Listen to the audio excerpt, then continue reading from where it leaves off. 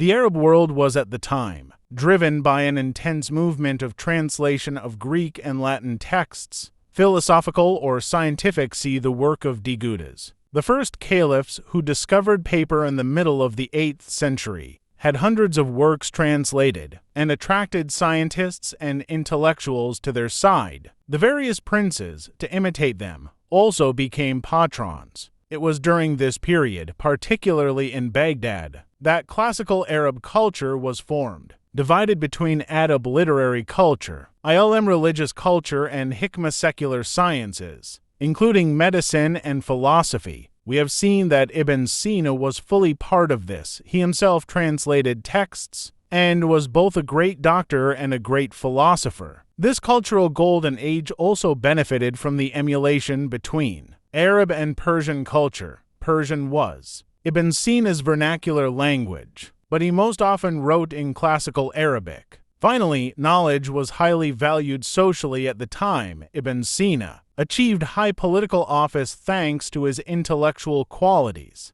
In this rediscovery of ancient culture, Aristotle occupied a key role. He was nicknamed the first master, Al-Farabi was the second master, and Ibn Sina was the third. He notably wrote a vast Oriental philosophy, composed of 28,000 answers to as many questions, which disappeared during the sack of Isfahan in 1034. His metaphysical philosophy was structured around the distinction between essence and existence, and he developed a complex theory positing God, the necessary being, as the primary force inspiring human intelligence. It is this construction in particular, which questions divine unity and its relationship to humanity, that the West will discover with interest. Crossing it with that of Averroes, we speak of Avicennism, a school of thought that notably influenced William of Auxerre. Ibn Sina takes up Aristotle's legacy. For example, in political philosophy,